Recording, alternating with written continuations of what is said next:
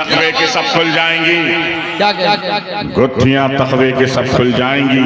उनके रिंदों से न उलझा कीजिए, उनके रिंदों से न उलझा कीजिए। नसीमियों सुनो, इश्क का फिर आप दावा कीजिए, इश्क का फिर आप दावा कीजिए। पहले पत्थर का कलेजा कीजिए, जलवा कीजिए, सुभान अल्लाह, जलवा कीजिए, खाह पर्दा कीजिए। हमको अपने पास रखा कीजिए।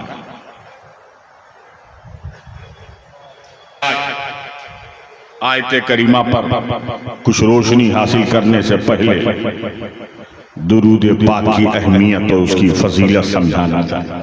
जी नए तरीके से, नए ढंग से इस दुरूद पाक ही से तुम समझ जाओगे कि मेरा नबी कितना महबूब है अपने रब। सुभान अल्लाह, दुरूद की अहमियत समझोगे, नबी की अहमियत समझ में आ जाएगी।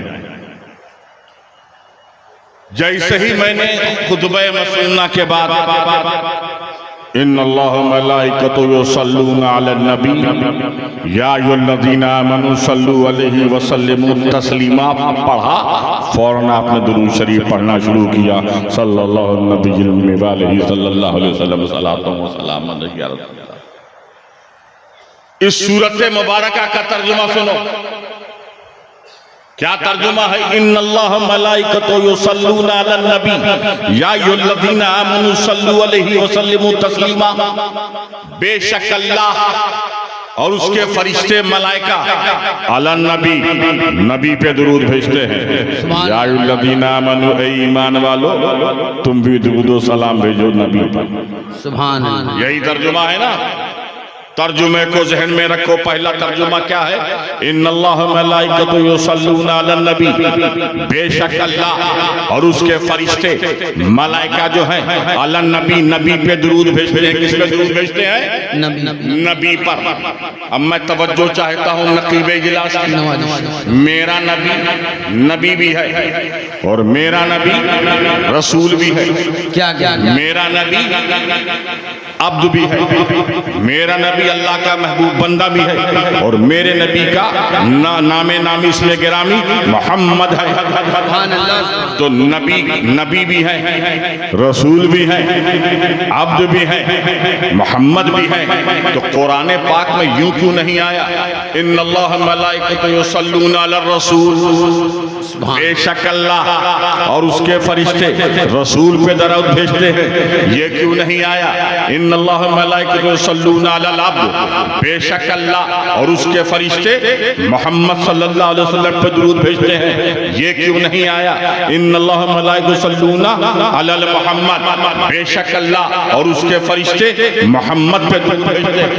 अलन नबी, नबी पर। जबकि कुरान में रसूल का भी लफ्ज आया है, कुरान में मोहम्मद का भी लफ्ज आया है, कुरान में अब्द का भी लफ्ज आया है। इन्नी रसूलुल्लाह अलैकुम जमीया, ए लोगो मैं तुम्हारे दरमियान रसूल बनाकर। ये भी कुरान में आया है। जब आप मेराज का वाकया जिक्र करते हैं उलमाए किराम, तो इस मशहूर आयत को जरूर पढ़ते हैं। सुब्हानल्लज़ी असरा बिअब्दिही लैलन मिनल मस्जिदिल हराम इलल मस्जिदिल अक़सा। पाक है वो जात जो अपने बंदे को ले गई मस्जिद हराम से मस्जिद अक़सा की तरफ। इसी तरीके से लफ्ज़ मोहम्मद भी है। मा काना मोहम्मदुन अबा आदि मिन रिजालिकुम वलाकिन रसूलुल्लाह खातमुन नबिय्यीन। तो कुरान में तवज्जो चाहता हूँ, कुरान में मोहम्मद का भी लफ्ज है, अब्द का भी लफ्ज है, रसूल का भी लफ्ज है। लेकिन जब बात दुरूद की आई, जब बात दुरूद की आई, तो न रसूल का लफ्ज इस्तेमाल हो रहा है, न अब्द का लफ्ज इस्तेमाल हो रहा है, न मोहम्मद का लफ्ज इस्तेमाल हो रहा है, बल्कि अलन नबी, नबी का लफ्ज इस्तेमाल हो रहा है। अलल रसूल क्यों नहीं आया? अलल अब्द क्यों नहीं आया? अलल मोहम्मद क्यों नहीं आया?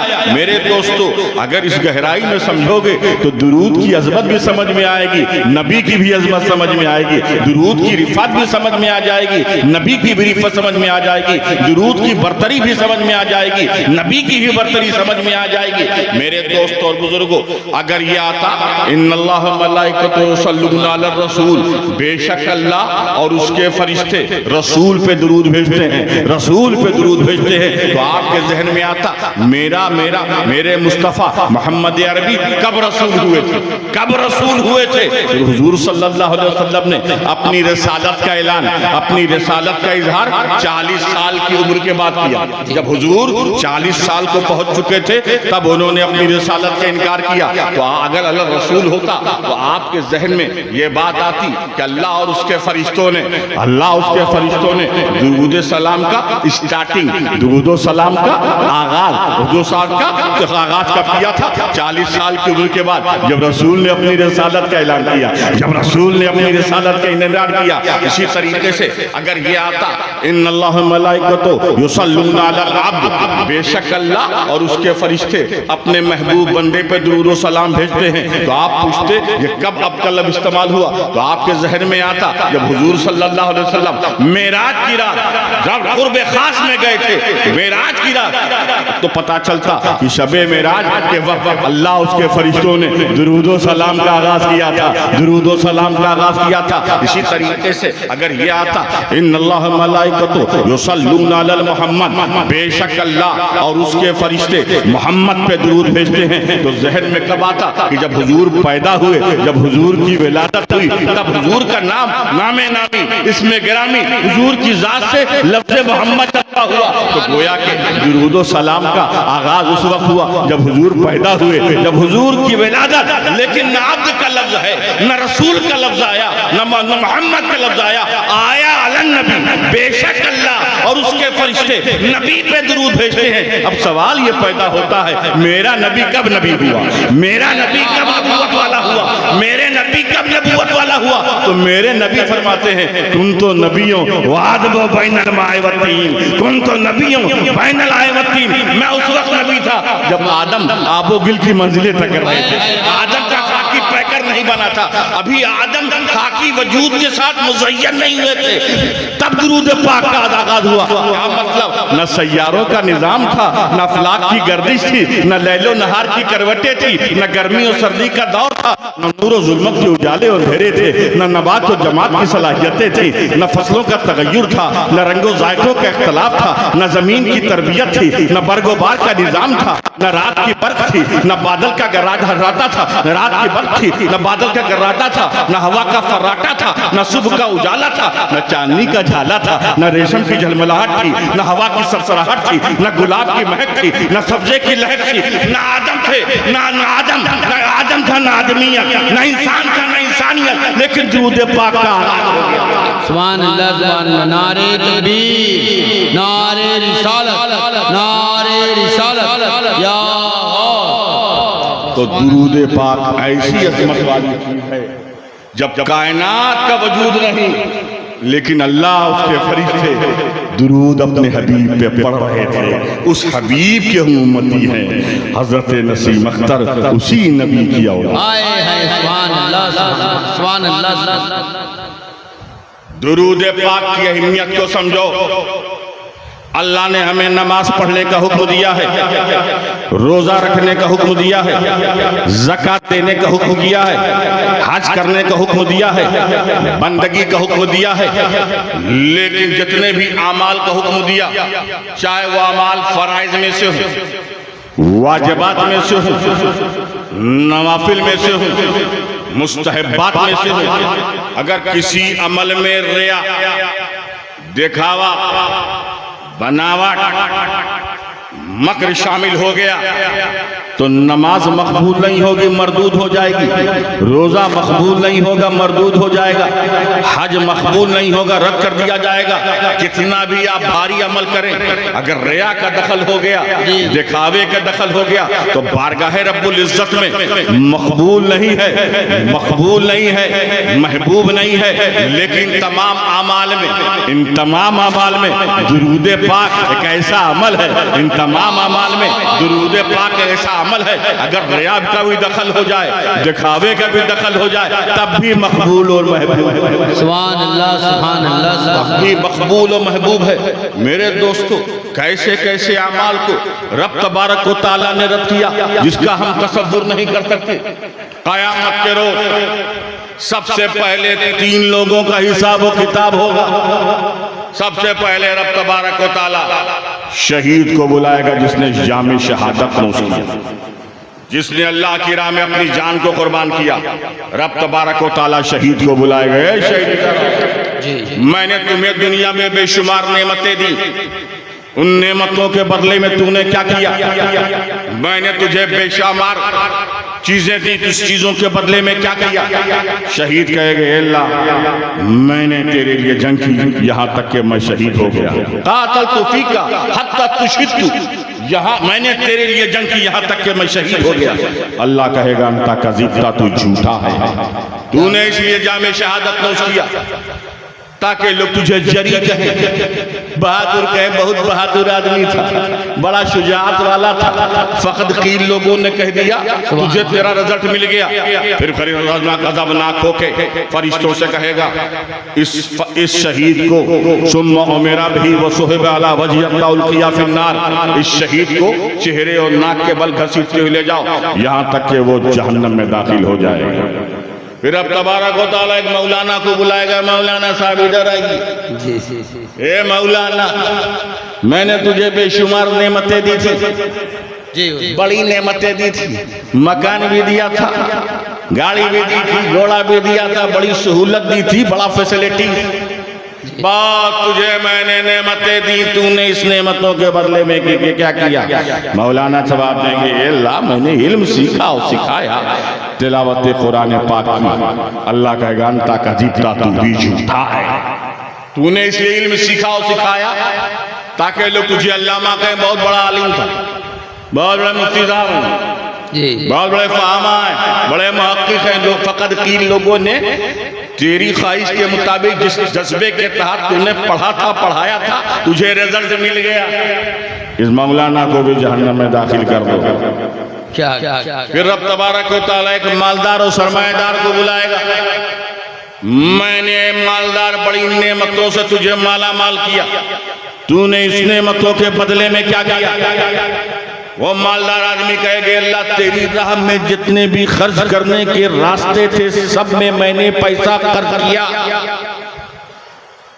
अल्लाह कहेगा, अंता कज़िबता, तू भी झूठा है, तूने इसलिए खर्च किया, तूने इसलिए खर्च किया ताकि तुझे लोग हातिम ताई कहें, सखी कहे, बड़ा जव्वाद है। फकत कील लोगों ने तुझे जव्वाद और सखी कह दिया, तेरा मतलब तो दुनिया में हासिल हो गया। उस मालदार आदमी के बारे में रब तबारक व तआला फरिश्तों से कहेगा, इसको भी जहन्नम में डाल। इन्नमल अमालु बिन्नियात, अमल का दारो मदार नियत है। नमाज पढ़ो, रोजा रखो, ज़कात दो, हज करो, बंदगी करो, सारी इबादत करो, हल्की सी रिया दिखावा शामिल हो गया, वो अमल महबूब नहीं होगा, मरदूद हो जाएगा। लेकिन दुरूद पाक कैसा अमल है, मसरूर होके पढ़ो तो भी मकबूल है, मजबूर होके पढ़ो तो भी मकबूल। सुभान अल्लाह। ऐसा क्यों? ऐसा क्यों? जी, नमाज के बारे में ऐसा क्यों नहीं? नमाज तो इबादत है, रोजा इबादत है, ज़कात इबादत है, हज सब हम अल्लाह के लिए करते हैं और सब में मेहनत। नमाज में रुकू करो, सजदा करो, क़याम करो, कुर्बानी है, सेक्रीफाइस, वज़ू करो। रोजे में भी कुर्बानी है, ईसार है। 30 रोज तक भूख और प्यास को हम सीने से लगाते हैं, तुलुए आफ्ताब से लेके गुरूबे आफ्ताब तक हम भूख और प्यास की शिद्दत है, उसके बावजूद हम कुछ नहीं खाते हैं। ज़कात में भी इशार है, कुर्बानी है। ये दौलत, ये सरवत, ये आसानी से नहीं आती, बड़ी मुश्किलात के बाद आती है। उसके बाद इस्लाम कहता है 2.5% दे दो, 2.5% दे दो, तो गोया ज़कात में इशार है, कुर्बानी है, बलिदान है। हज कोई आसान नहीं है, उसमें माली भी कुर्बानी चाहिए, वो भी 5,000 नहीं, 4 लाख, 5 लाख, 7 लाख। ठीक। 7 लाख का इन्वेस्टमेंट और जिस्मानी भी कुर्बानी, वतन छोड़ना पड़ेगा। भनेश्वर में आपका हज नहीं होगा, बंबई में हज नहीं होगा, उसके लिए मक्का जाना पड़ेगा, मेना जाना पड़ेगा, अरफात के मैदान में जाना पड़ेगा, मुजदलफा की वादियों से गुजरना पड़ेगा, सफा मरवा की सही करनी पड़ेगी, तवाफ़े काबा करना पड़ेगा, मुकाम इब्राहिम पे नमाज पढ़ना पड़ेगा। तो गोया हज में कुर्बानी है, ईसार है, बलिदान है, सेक्रीफाइस है। लेकिन ये इबादत में अगर रिया, कुर्बानी वाली ये बात अगर रिया का दखल हो गया तो महबूब नहीं मरदूद। और नमाज में दुरूद शरीफ पढ़ने में न डोनेशन देना है, न चंदा देना है, न मुल्क छोड़ना है, न स्टेट छोड़ना है, न भूखा रहना है, न प्यासा रहना है। बगैर भूख के हम नमाज पढ़ दुरूद शरीफ पढ़ सकते हैं। यानी दुरूद पढ़ना बहुत आसान, नमाज पढ़ना मुश्किल, रोजा रखना मुश्किल, ज़कात देना मुश्किल, हज करना मुश्किल, उसमें सेक्रीफाइस है। ये सेक्रीफाइस वाली, कुर्बानी वाली इबादत अल्लाह ने कहा इसको रिया से पाक करो, दिखावे से पाक करो, बनावट से पाक करो, नुमाइश से पाक करो। लेकिन जब बात मेरे महबूब की, जब बात मेरे मतलूब की, जब बात मेरे मकसूद की होगी और उस पर दुरूद पढ़ने की बारी होगी, जिस तरह पढ़ो मुझे मकबूल। उसकी वजह उसकी वजह क्या है? बड़े आरिफाना नुक्ता बता रहा हूं, बहुत आरिफाना नुक्ता, बहुत सादे अंदाज में।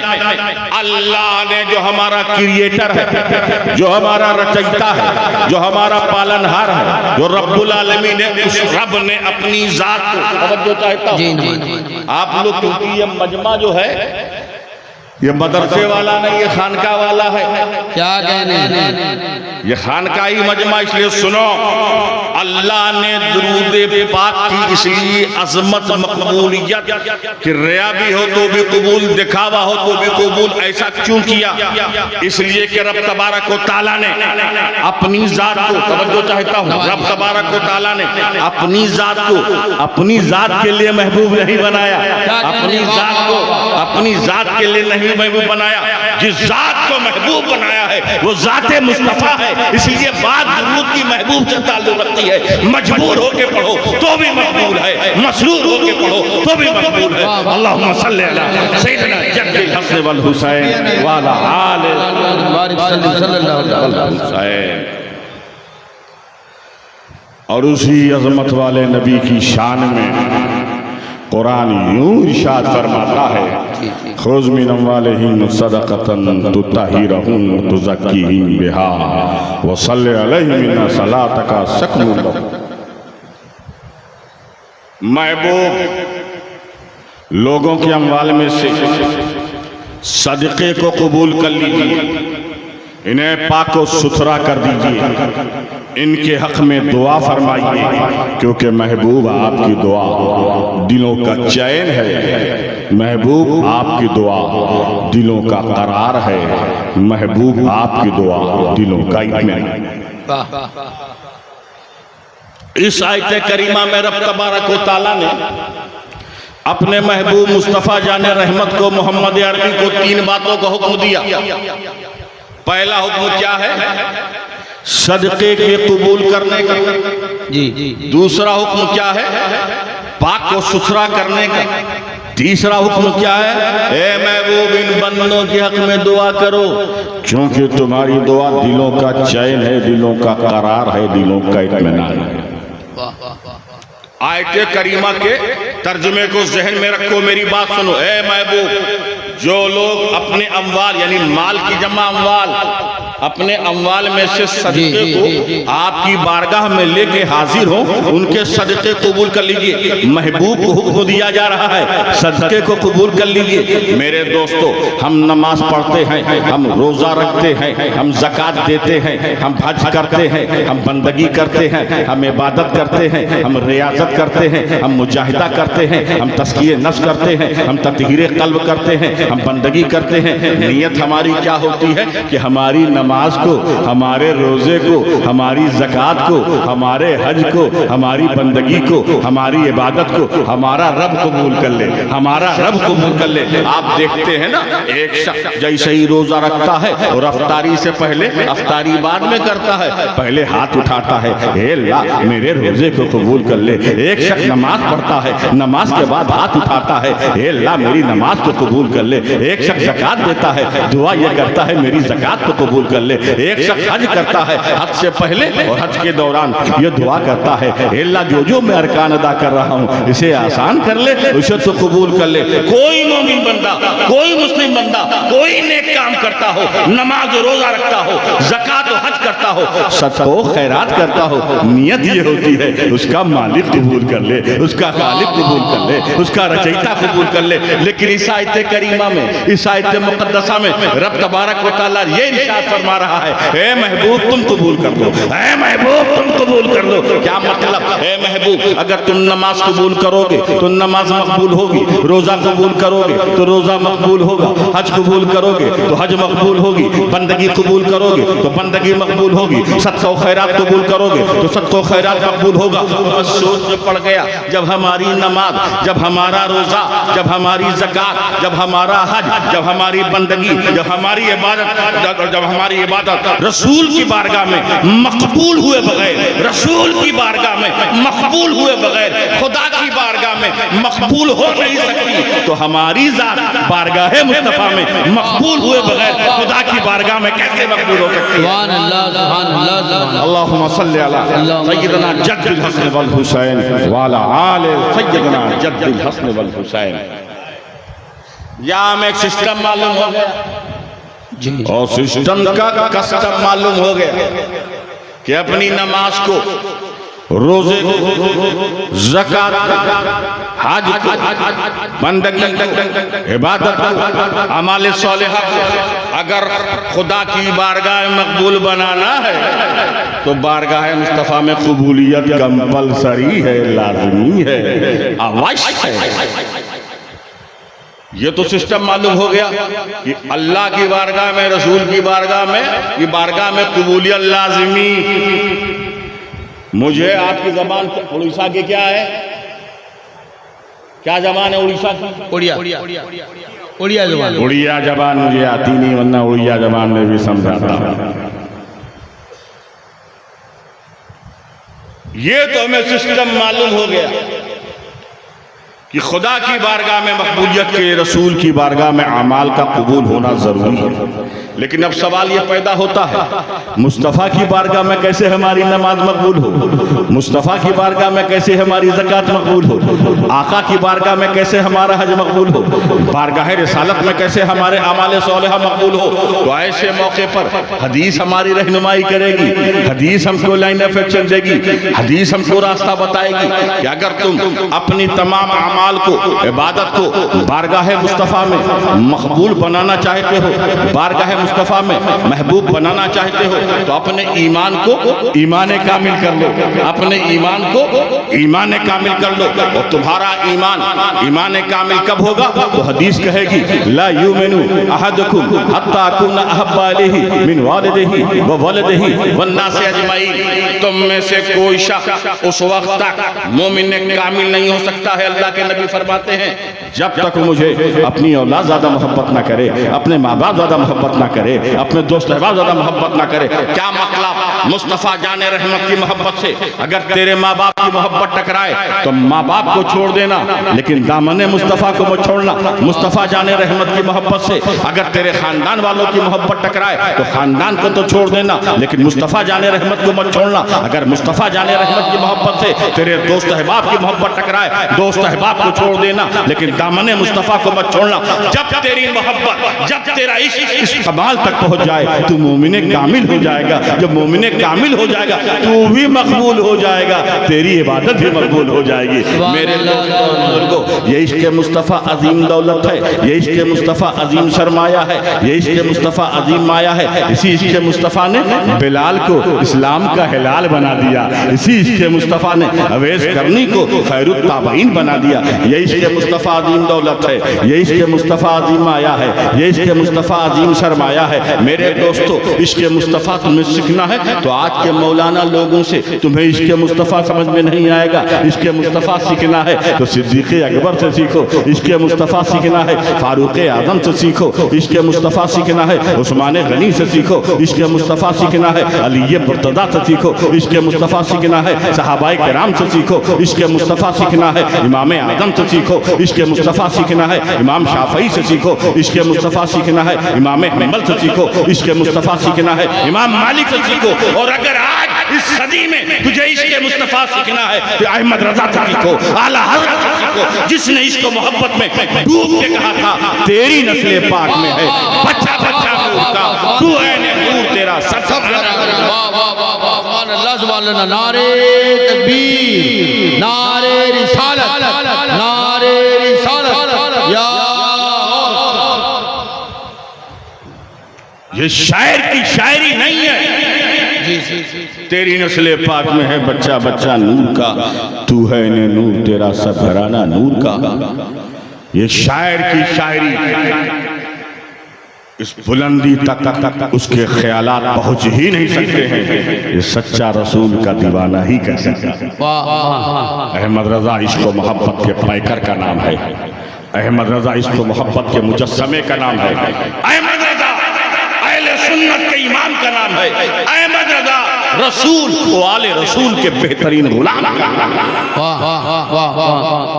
आला हजरत का इश्क़ बड़ा जबरदस्त था। आला हजरत इतने अजीम इश्क़ मोहब्बत वाले थे, जब उनका विसाल बरेली शरीफ में हुआ, क्योंकि इश्क़ मोहब्बत की बात मैं कर रहा हूं, जब बरेली शरीफ में उनका विसाल हुआ तो मेरी दादी के सगे चचा हम शबीए गौसे आज़म आला तशरफी मियां के चौचा शरीफ में वजू फरमा रहे थे, वजू फरमा रहे थे, आसमान पे देखा तो अपने खादिम से कहा कि मैं देखता हूँ खुतबुल इरशाद के जनाजे को फरिश्ते अपने कांधों पे उठा। अहमद रजा खान ने जाहिल सैयद को अपनी डोली पर बैठा के खुद कोहार बन गए, आज फरिश्ते भी उनके जनाजे के कोहार बन गए, डोली उठाई। अहमद रजा की वो निगाह थी। सुल्तानुल वाइज़ीन हजरत अहमद अशरफ जो हुज़ूर मुहद्दिस आज़म हिंद के पीरो मुर्शिद भी हैं, मामू भी, जब वो मिलाद करना होता था आला हजरत अहमद रजा खां को तो किचौछा शरीफ से सुल्तानुल वाइज़ीन हजरत अहमद अशरफ को मदू करते थे। हजरत अहमद अशरफ जब तकरीर करते थे, खिताब करते थे तो सारा मजमा बैठ के सुनता था, सारा मजमा मिलाद की महफिल बैठ के सुनता था। आला हजरत हाथ मान करके खड़े होकर सुनते थे। लोगों ने पूछा अहमद रजा सारा मजमा बैठ के सुनता है, तुम खड़े होकर सुनते हो? कहा जब मैं देखता हूँ सुल्तानुल वाइज़ीन अहमद अशरफ से तकरीर करते हैं, उस वक्त नबी करीम सल्लल्लाहु अलैहि वसल्लम मेंबर पर स्टेज पे जलवा अफरोज होते हैं, तो अहमद रजा कैसे बैठ जाए। तवज्जो चाहता हूँ, ये वाकया बहुत मशहूर है, मैं तवज्जो इसलिए चाहता हूँ,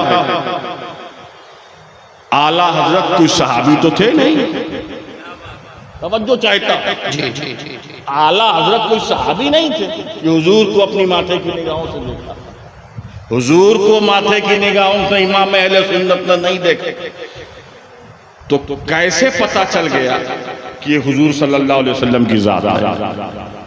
कैसे पता चल गया कि हुजूर सल्लल्लाहु अलैहि वसल्लम की ज़ात है? वो कह सकते थे जब अहमद अशरफ तकरीर करते हैं तो ऐसा नूरानी चेहरा जलवा फगन होता है, जलवा फरोज होता है, जिसकी नूरानियत की ताब मैं नहीं ले पाता हूँ, खड़े होकर मैं तकरीर सुनता। हालात ने ये नहीं कहा हुजूर सल्लल्लाहु अलैहि वसल्लम, तो इसका मतलब ये हुआ कि अहमद रजा को इसको मोहब्बत के इस मुकाम पे अल्लाह ने पहुंचा दिया था। इतना फना फिर रसूल थे कि उनकी आंखों में अल्लाह ने वो ताकत दी थी जो नबी को पहचान सके, जो रसूल को पहचान सके। इसीलिए लोग कहते हैं इश्क व मोहब्बत आला हजरत आला। इसलिए हमें कोई भी सिलसिले का हो उसे चाहिए इश्क व मोहब्बत का जाम पीना है तो अहमद रजा खां से सीखे। अहमद रजा बहुत बड़े आलिम थे और उनके वालिद भी बहुत बड़े आलिम। ये सारे मौलाना लोगों के लिए सबक है। आला हजरत बहुत बड़े आलिम तो थे ही, वो मुजद्दिद थे, मुफक्किर थे, मुदब्बिर थे, मुफस्सिर थे, कुतुब इरशाद थे। और उनके अब्बा भी छोटे मोटे नहीं थे, बहुत बड़े बहरुल उलूम थे, इल्म के बहरे ज़खार थे। आजकल किसी मौलाना साहब के अब्बा छोटे मोटे आलिम बन जाए तो अगर वो खुद शायर है तो अपने अब्बा के कसीदे लिखेगा, और नहीं तो हमारे नकीब इजलास मुश्ताक साहब को पकड़ कहेगा मुझ में लिखने की सलाहियत नहीं है, 4 शेर अब्बा के नाम तुम लिख दो, जैसा मैं देख रहा हूं। लेकिन अहमद रजा खां फाजिले बरेलवी नबी और आले नबी के ऐसे दीवाने थे। अहमद रजा, इमाम अहमद रजा ऐसे आशिक थे नबी और आले नबी के कि एक शेर उन्होंने अपने बेटे की, अपने बाप की शान में नहीं लिखा, एक शेर भी अपने बाप की शान में नहीं लिखा, लिखा तो नबी और आले नबी की शान। सुभान अल्लाह। और उनके बेटे का नाम हुज्जतुल इस्लाम हज़रत हामिद रजा खां, दूसरे बेटे का नाम मुफ्ती आज़म हिंद मुस्तफ़ा खां रजा खां। ये दोनों बड़े जय्यद आलिम थे और इनके बाप तो मुजद्दिद थे। इन दोनों बच्चों ने भी बाप ही के नक्शे कदम पे चले, बाप ही की मोहब्बत का जाम पिया। बाप जिस तरह मोहब्बत करते थे नबी वाले नबी से, बाप जैसे दीवाने थे नबी वाले नबी के, जैसे आला हजरत को मोहब्बत थी वैसे ही उनके बच्चों को थी। किसी बच्चे ने मुफ्ती आजम हो या हुज्जतुल इस्लाम, ये दोनों उनके शहजादे हैं, किसी शहजादे ने एक शेर भी आला हजरत की शान में नहीं लिखा, लिखा तो नबी वाले नबी। सुभान अल्लाह, सुभान अल्लाह, सुभान अल्लाह। तो याद रखिए इश्क़ मुस्तफ़ा अजीम दौलत है, इश्क़ मुस्तफ़ा अजीम सरमाया है, इश्क़ मुस्तफ़ा अजीम माया है। मेरे दोस्तों और बुजुर्गों, याद रखो, नमाज हो कि रोज़ा हो कि ज़कात हो कि हज हो कि बंदगी हो, इबादत हो, अमाल सालिहा, ये क्या है? जिस्म है, जिस्म। नमाज जिस्म है, रोज़ा जिस्म है, ज़कात और अमाल सालिहा जिस्म है, जिस्म। शरीर है, शरीर, बॉडी है, बॉडी। इस जिस्म की रूह का नाम है मोहम्मद रसूलुल्लाह। सुभान अल्लाह। इसकी बॉडी के सोल का नाम है मुस्तफ़ा जान रहमान। इबादत जिस्म का नाम है, इसकी रूह का नाम है इश्क़ रसूल। सुभान। इसको यूं समझो, जिस्म के लिए हाथ जरूरी है, जिस्म के लिए नाक जरूरी है, जिस्म के लिए दिमाग जरूरी है, जिस्म के लिए हाथ जरूरी है, जिस्म के लिए पैर जरूरी है, जिस्म के लिए दिमाग जरूरी है, जिस्म के लिए कान जरूरी है, जिस्म के लिए नाक जरूरी है, जिस्म के लिए मुंह जरूरी है। अगर आंख नहीं होगी तो कैसे आप देख सकते हैं? जबान नहीं होगी तो कैसे आप बोल सकते हैं? दिमाग नहीं होगा तो कैसे आप सोच सकते हैं? कान नहीं होगा तो कैसे आप सुन सकते हैं? जबान नहीं होगी तो कैसे आप बोल सकते हैं? आंख नहीं होगी तो कैसे आप देख सकते हैं? तो बोलने के लिए जबान जरूरी है, सोचने के लिए दिमाग जरूरी है, सोचने के लिए दिमाग जरूरी है, सुनने के लिए कान जरूरी है, सूंघने के लिए नाक जरूरी है, देखने के लिए आंख जरूरी है। तेरे जिस्म में ये सारे पार्ट्स पाए जाएं, तेरे जिस्म में ये सारे आज़ा पाए जाएं, तेरे जिस्म में ये सारे अंग पाए जाएं, लेकिन तेरे जिस्म में अगर रूह नहीं है, तेरे शरीर में अगर आत्मा नहीं है, तेरी बॉडी में अगर सोल नहीं है, आंख है फिर भी तू नहीं देख सकता है, जबान है फिर भी तू नहीं बोल सकता है, दिमाग है फिर भी तू नहीं सोच सकता है, कान है फिर भी तू नहीं सुन सकता है, हाथ है फिर भी तू नहीं पकड़ सकता है, पैर है फिर भी नहीं चल सकता है। बिला तस्बीह और तमसील नमाज पढ़ना जरूरी है, रोजा रखना जरूरी है, ज़कात देना जरूरी है, हज करना जरूरी है, बंदगी करना जरूरी है, इबादत करना जरूरी है, अमाल सौलिहा जरूरी है, लेकिन तमाम इबादत की बारगाह रब्बुल इज्जत में कबूलियत के लिए मुस्तफ़ा की मोहब्बत जरूरी है, मुस्तफ़ा का इश्क जरूरी है, क्योंकि इबादत की रूह का नाम मुस्तफ़ा की मोहब्बत। ये बात मैं जज्बात के बहाव में नहीं कर रहा हूं, ये बात मैं जुमलों की रफ्तार में नहीं कह रहा हूं। हकीकत यही है, नमाज बाद में है, मोहब्बत रसूल पहले है, ज़कात बाद में है, मोहब्बत रसूल पहले है, हज बाद में है, मोहब्बत रसूल पहले है, इबादत बाद में है, मोहब्बत रसूल पहले। सहाबाए किराम पहले मोहब्बत का इजहार करते थे, बाद में नमाज पढ़ते थे। मैं आपको ले चलता हूं, एक मिसाल दूं, आप लोगों से समझ में आ जाएगी बात। आप नमाज पढ़ते हैं ना,